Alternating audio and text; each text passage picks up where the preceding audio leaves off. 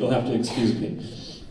I'd like to play a first song here, which is called Cold Arrival. It's very fitting because my hands are freezing right now, but I think it'll be a fun one for me, and I'll get my fingers nice and toasty here. And I wrote this actually when I came to Canada 9 years ago, and I'll talk more about my history and how I ended up in Canada a little later on. But this one's called Cold Arrival.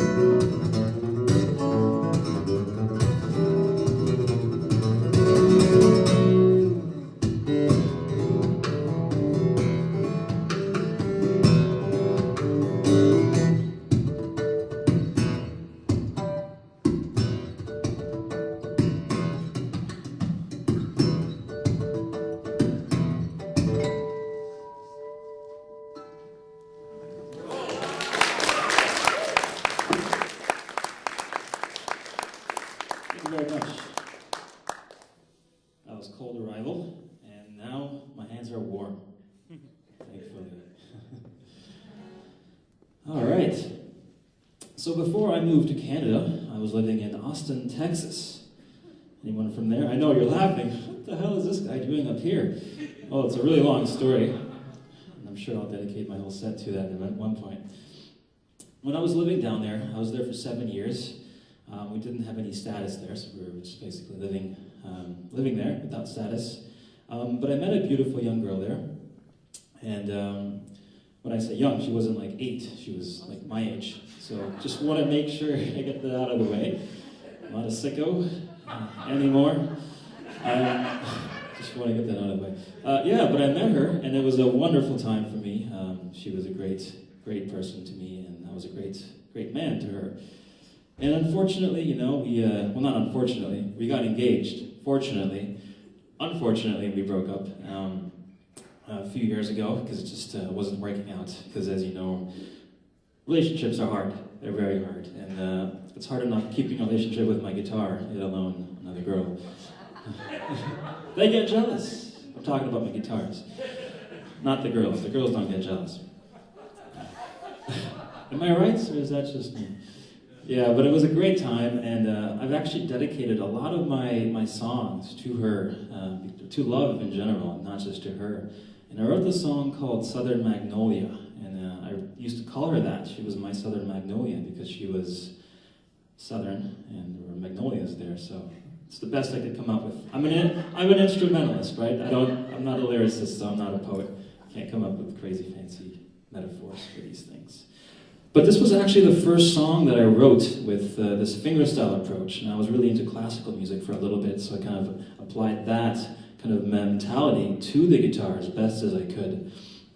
So I wrote the song, Southern Magnolia, after about 2.5 years of playing, and I still play it today, which is just a fun song and kind of a constant reminder for me to know where I came from with the guitar, because I've had a long journey with it as well. So this is Southern Magnolia.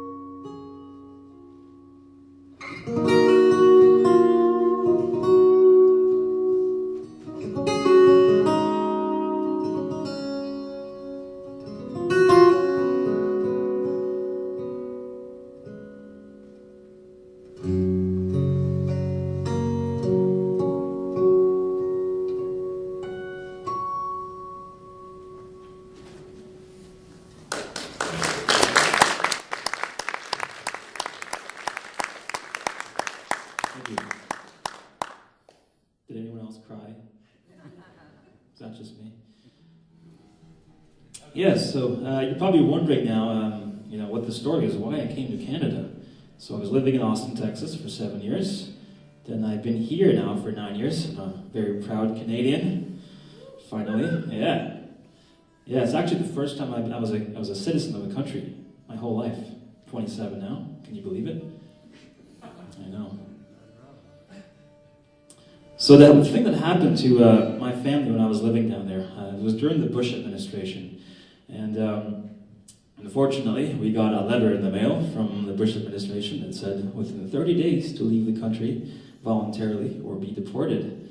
We were faced with a very difficult decision to move to Mexico to become drug cartels, or move to Canada and be a rock star. We chose the Mexican route for a little bit. That didn't quite work out. But then we claimed refuge here in Canada. 9 years ago, Canada was kind enough to accept us as one of their own. But just imagine you having to sell your house, your car, your paintings, your instruments, all within 30 days. Leave everything and just say goodbye to all your friends and family and leave the country that you thought was going to be your home. So it was a very devastating, almost traumatic experience for my whole family. All jokes aside, it was just, it was a great learning experience, and boy did I grow up quick at that point. And I was a teenager at that point. I was 18 years old, and just really confused. But thankfully I had this guy right here. Not this specific guitar, but just the guitar in general to help me express all these things. So what better way to do that than to write a song about it, right? And I wrote a song called Us Against Them, because that's dedicated to us, my family against them, the governments that kept kicking us out of their country. So this is a kind of a memory of where I came from with that.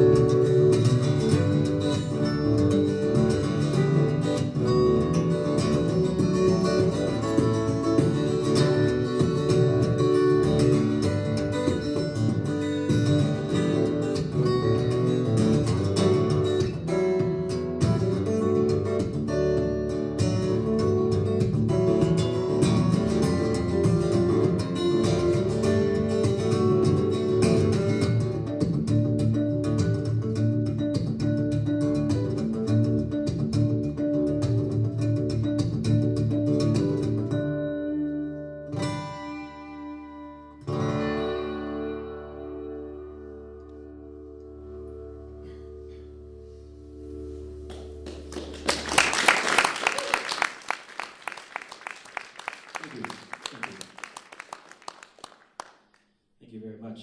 It's us against them. Always brings me back to the time when I actually had to pack all my things and leave. We actually had to literally take everything in our hands, anything that we could fit in our hands. We couldn't take anything else. I remember having the guitar next to me, playing on the airport. It was very nice. I'm not crying, by the way. I just have a runny nose. Just want to get that out of the way. I'm a man. So I've been fortunate enough to have been brought up in a very musical and very artistic family. Both of my parents are visual artists and musicians, and they were really kind to us to always have music in our lives. And growing up, I was exposed to a lot of Persian music. I'm Persian by blood, and it was just it did wonders for me because it really opened my eyes to kind of microtones and kind of quarter tones and these kinds of accidentals that you don't really find in Western music too much.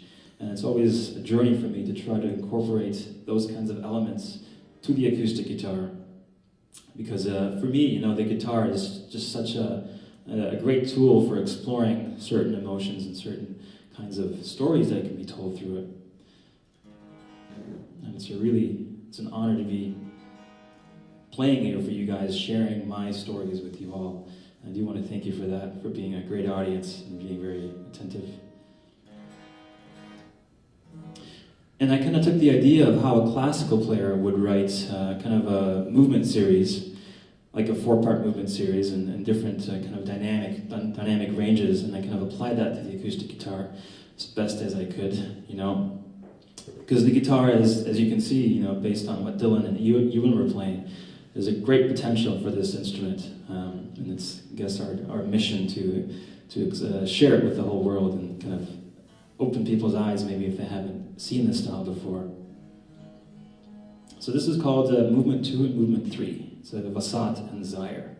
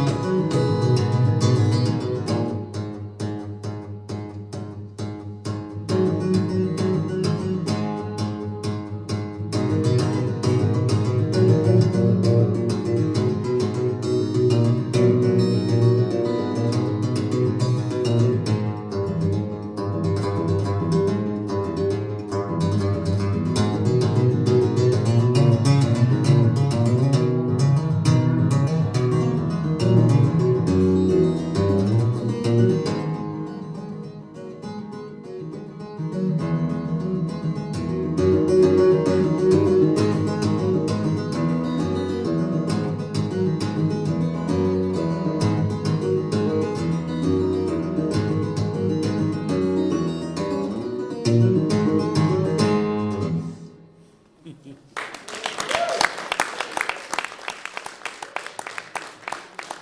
you.